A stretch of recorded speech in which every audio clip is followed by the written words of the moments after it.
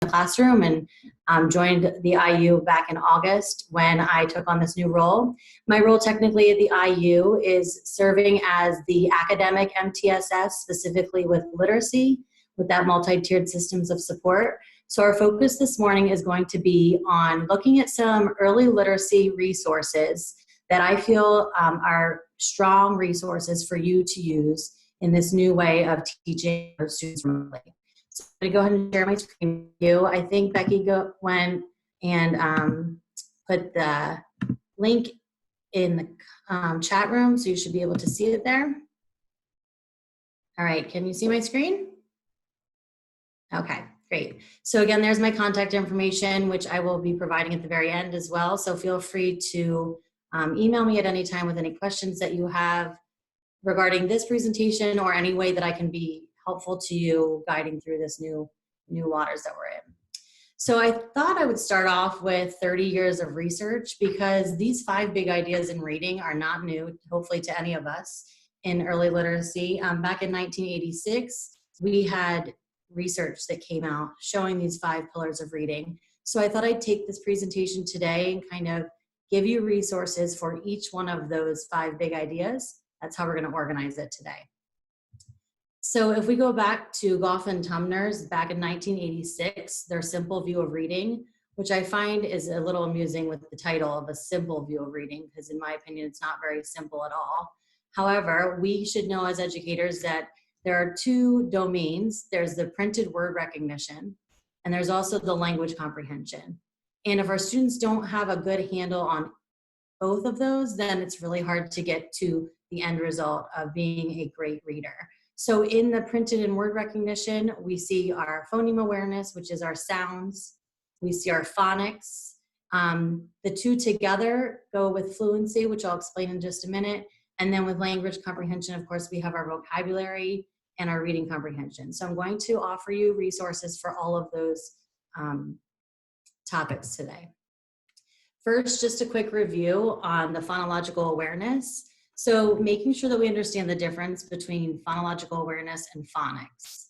So phonological awareness is no print at all. It's just focusing on those oral language skills.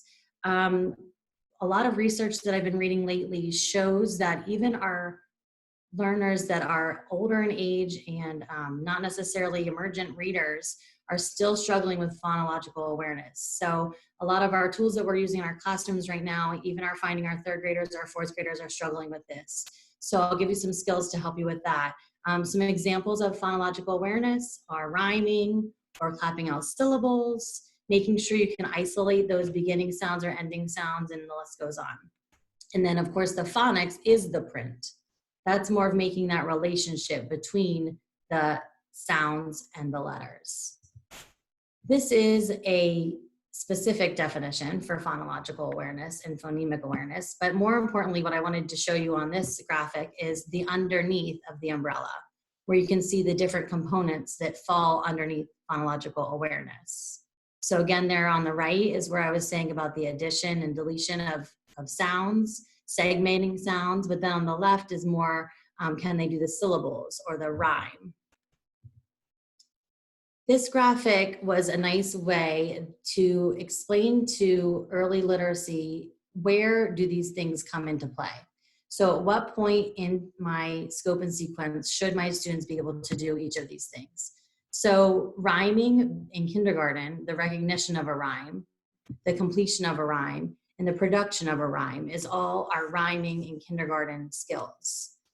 Same with syllables, segmenting and deletion should be a kindergarten acquisition skills. But as you can see in this hierarchy it continues to get more and more complex. As we get into grade 1, the medial sounds, can they identify those medial sounds? Which if you're using Heggerty products, maybe your kindergartners are already there, which is awesome. Blending, we know if you're using a Dibbles or an Acadience assessment, the blending is something that we're really working on in grade 1 and also in kindergarten if you're doing that Heggerty. So just a reminder of what I'm talking about when I say phonological awareness. Here are a few resources that I would highly recommend you checking out after today's presentation. The Hagerty website is one that I often go to during the school year, but the one thing that they are doing right now in this time is they're videotaping lessons to push out to students. Because any of you that use Hagerty, or if you don't, if you're not familiar with it, it is a phonological product that you can do in 10 minutes or less each day with your students. I've been doing it with my 5-year-old at home since she's been home from school, and she loves it every day. But there are really great videos there, that link that you can watch, or as an educator, you could then push out to your students to watch.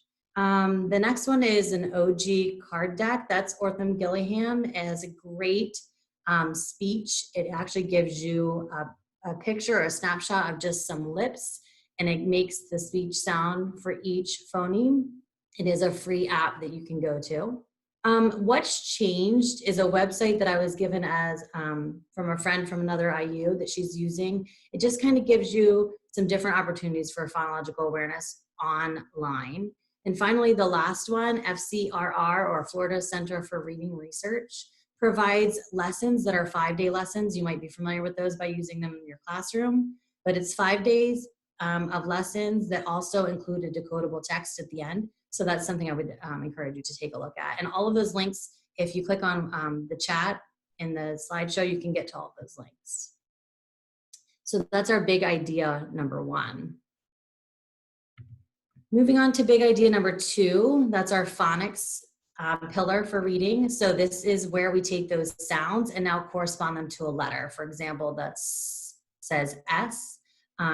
Making sure that they can sound out or decode words. For example, if we give them the word sat, do they know that the S, at, can they isolate those sounds? So that's our phonics. Something that I thought was important to put in this morning was the difference between some of our language that we use in the classroom for early literacy with sight words versus high frequency words. So these are a few things that I pulled out for you. Parents oftentimes will use the strategy at home because they don't know better to just go through flashcards with their children to memorize the sight of a word that they are going to see frequently. But we encourage, as an early literacy consultants, to use a different strategy for those high frequency words instead, and make sure that they understand the spelling patterns or the phonics behind them. So for example, high frequency words are words that appear most often in written text, and they are more than 50% of the words that our early readers will encounter. These are often difficult for those kids to master because they can't be specifically sounded out, like the word said. If I asked my students to sound out the word said, they would likely get that S and the D sound at the end. However, the in between, the middle AI, does not say I, like my kindergarten students are familiar with.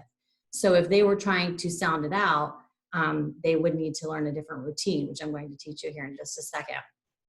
Our goal, however, at the very end of all readers is that they're just going to be able to see it and say it like we as adults do. Here are some resources for that second pillar. The very first link, Really Great Reading, will teach you about a heart word routine, which some of you are probably very familiar with, which will help your emergent readers to do those words like said that are irregular words.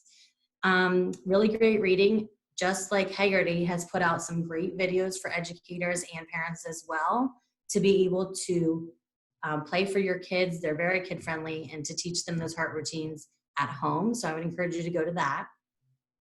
The second one is a YouTube video that you can watch that gives you, as the educator, correct letters and sounds.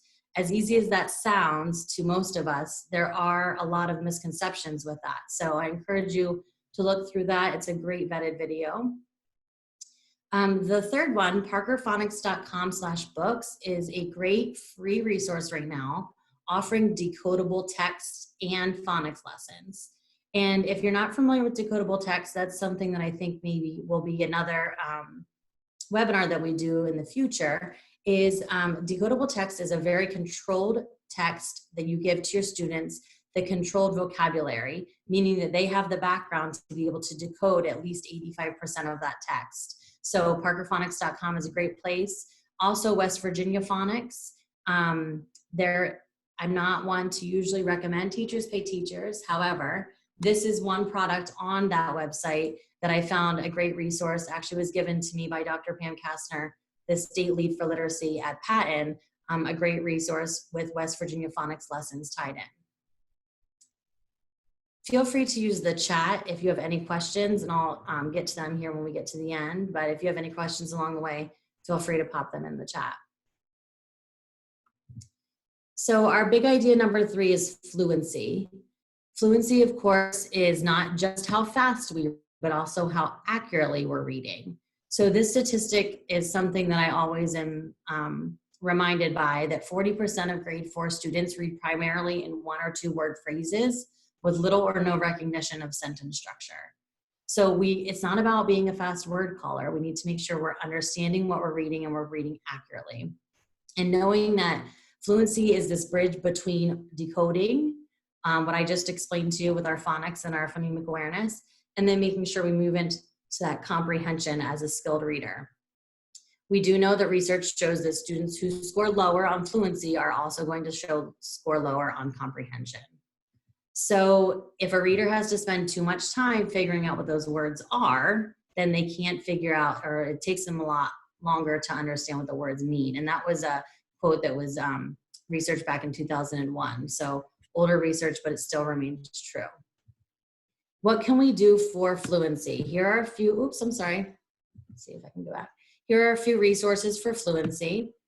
Scholastic is offering great resources for fluency, passages that you can push out to your students that are readers to be able to read and send back to you. I was just talking with a colleague about using Seesaw and allowing your students to record themselves reading and send it to you. And then you can count their word correct per minute and you can have a conversation with them. And it creates this ongoing portfolio that you could then have for your students.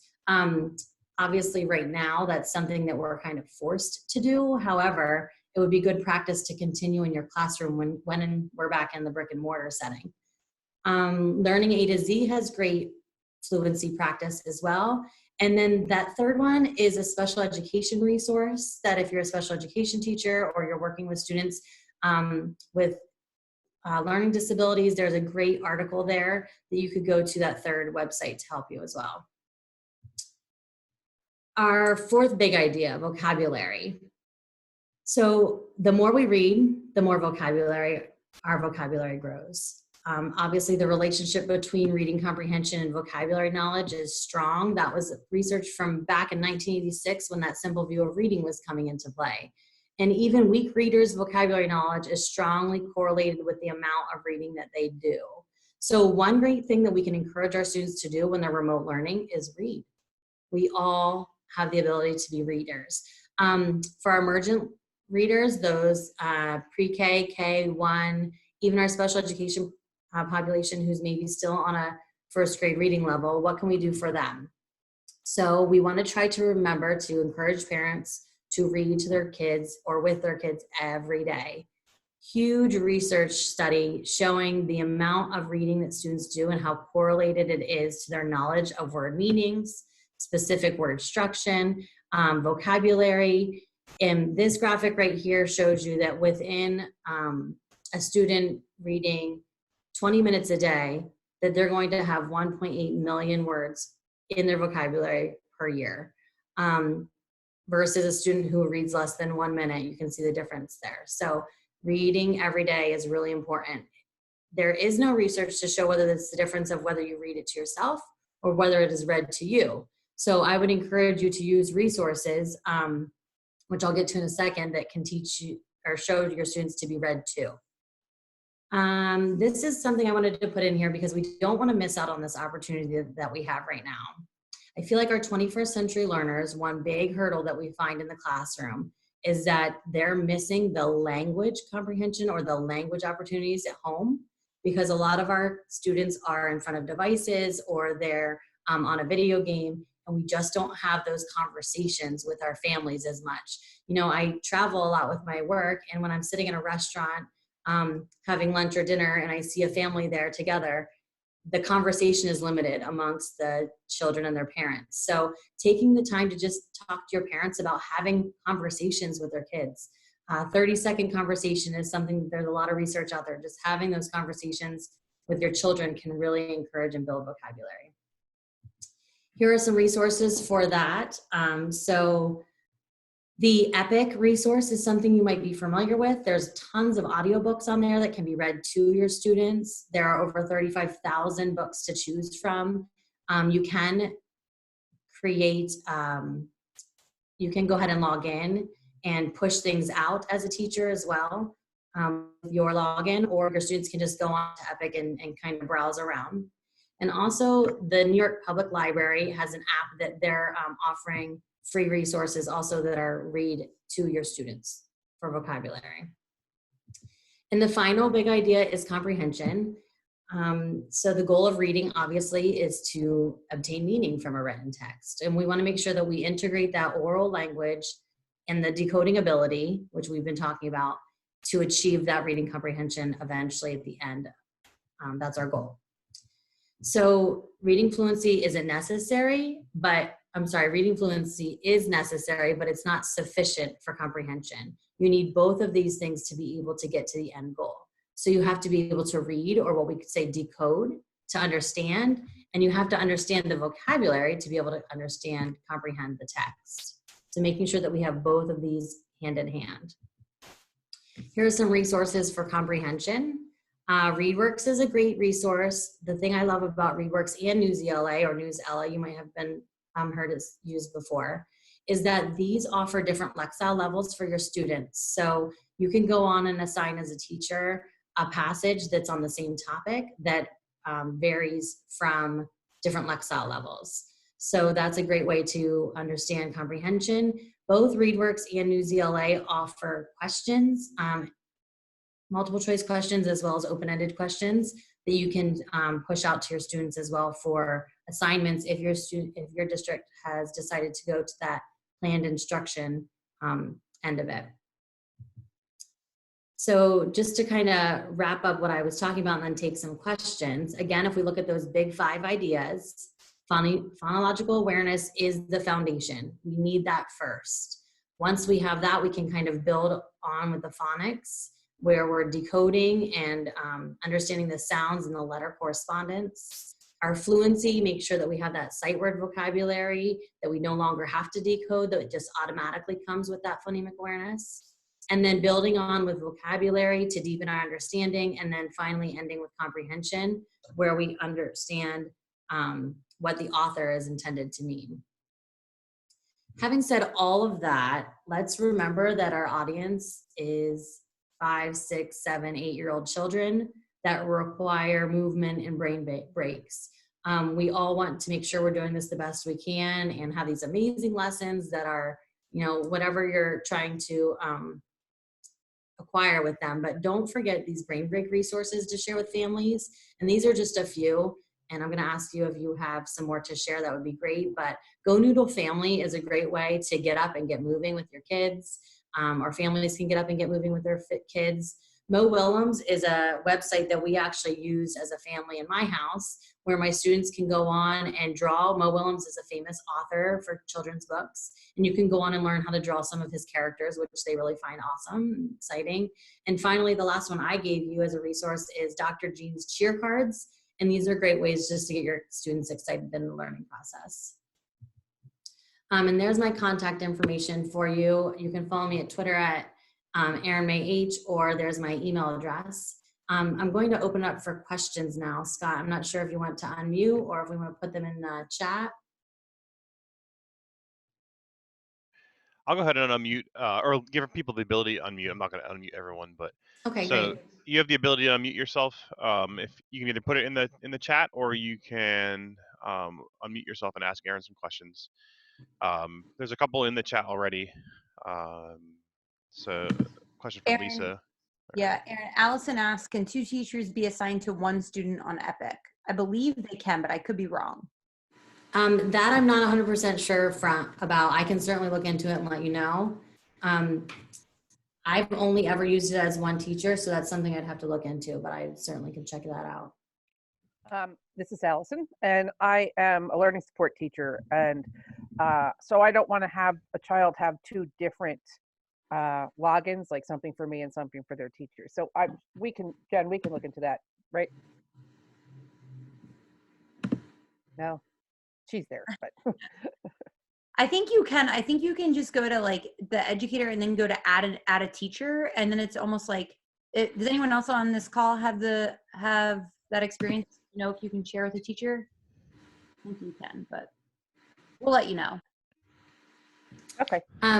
Lisa has a question there. Emergent readers in K1 should be listening to stories but reading Dakota books. Lisa, I think that depends on their understanding where they're at in their progression of their scope and sequence. There's really great decodable books that are free right now that I would love to share with anyone who would like to know. I know that Flyleaf has made their decodable books free right now, and there's also another resource, Reading Elephant, who has made their decodable books free. Like I said, if there's a interest in that, I'd be happy to do a separate webinar that would just focus on decodable readers, because I think that's something that we can get in our hands of our students and make them feel successful every day reading themselves, you know, make them feel like a reader every day. So I can certainly point you to some of those resources. Is that what you have your hand up for, Lisa? Yeah. I went to Pam Kastner's decodable book conference at Patan, and my understanding, as I'm a Title I reading specialist, is that we have to make sure with our emergent readers that we are not overwhelming them with text that they can't read, because we're just then fostering guessing strategies, which is not going to help them out. So I just want to make sure your recommendation, what your recommendation is, especially for those K-2 teachers that might be listening. I think it depends on what your purpose for the assignment is, what your purpose for reading is. So if you want them to be independently reading or being a reader, absolutely decodable text is where I would put them in. A leveled reader is something that you're going to not want to put them in until they've progressed through their decodable text and have all of that under their belt. So the EPIC would be a good thing for them to do for a different purpose for reading, where they're listening to enjoy the story, or you're asking them to identify characters or explain the setting to you. You know, a totally different purpose of that EPIC, listening to a story out loud. But I completely agree with you, Lisa, with the decodable readers. If you're asking them to decode the text or read the text, yes, I would definitely encourage decodable readers at that time. Okay, thanks. Yes, you're welcome. Other questions from anybody? I also want to point out, Erin, too, that the resources that Erin provided, there's a nice list of them there, but they're not just online. So there were some paper ones too that they can print out, because I know some schools are doing, you know, not every kid has a device at home or access. So just be aware of that, and you can print some depending on what your district's choosing to do. Am I correct, Erin? Absolutely, and that kind of goes back to Lisa and I's conversation about decodable text. So FCRR, or the Florida Center for Reading Research, is a great place to go on and print off decodable text. I do have a 5-year-old daughter at home too, who's my guinea pig on mostly everything that I'm doing right now, which she of course loves. But they have 5-day lessons there, so we'll go through and highlight. We did last week. We did the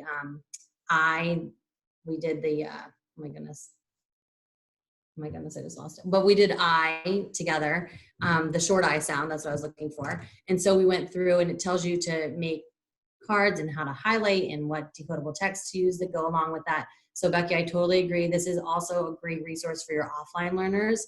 If your districts are doing that enrichment and review, it's a great thing that you could print off to deliver packets in, if that's the way that your district is going. And that, those other resources that I said for decodable text too, you can print those off as well. Say that link again, FCRR. Yeah, it's on the It's on the go thing. back. Yes, it's one of the Okay, I'll get it from resources. there. Yeah. Find. I went on my Epic account and was trying to look to see if there were any co-teacher type scenarios or adding someone. I could not find anything on there just by looking at my site. Not that it can't be done, but I don't see it as easily accessible as, you know, like when I went on to Class Dojo or some of the other ones that, you know, add co-teacher. Like that's not even one of the slides under the options or the settings. Okay. So I'm not sure. Thanks for checking. I appreciate that. That FCRR is on the phonological awareness slide, if you're looking for that resource.